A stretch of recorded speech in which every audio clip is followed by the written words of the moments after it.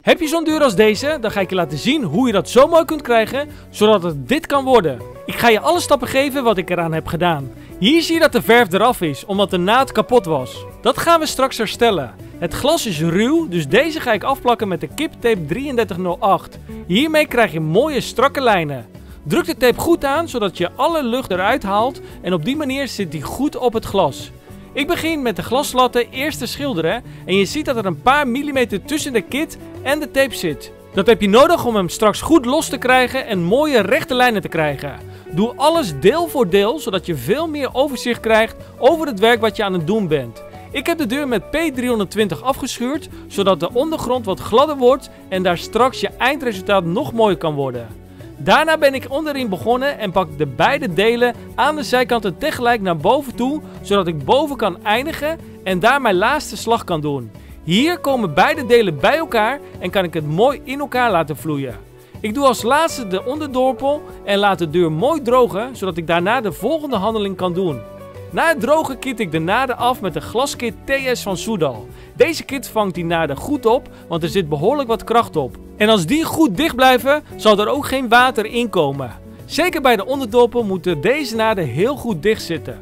En als de kit droog is, kun je deze schoonwassen met water en een nieuwe grondverflaag opgeven.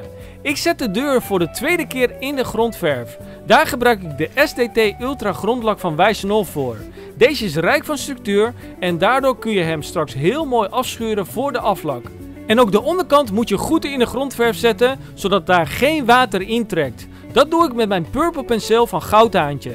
Daar kun je het grootste deel mee doen. Alleen de laatste inkeping die erin zit, kom ik er moeilijk bij. Daarvoor pak ik een doekje en daar doe ik wat verf aan. En kan ik zo met het doekje en mijn vingers in de inkeping wat verf indrukken.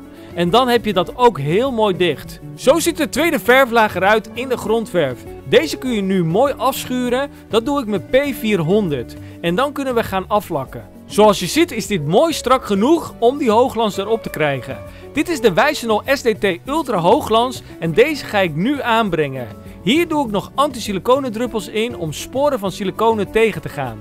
Ik schilder de deur helemaal af met de Futura kwast van Goudhaantje, maat nummer 16. Deze is mooi stevig voor terpentineverf. En als je klaar bent, haal je de tape eraf en dan zie je hoe strak die lijnen zijn langs het glas. De tape heeft dus 3 verflagen gehad en nu pas haal ik hem eraf. En als je klaar bent, is dit het resultaat. Moet je eens kijken naar die glans die erin zit. Als jij mijn tips volgt, dan weet ik zeker dat jij dit ook kan. Vind je dit mooi? Doe dan een duimpje omhoog en zorg dat je me volgt voor veel meer handige tips.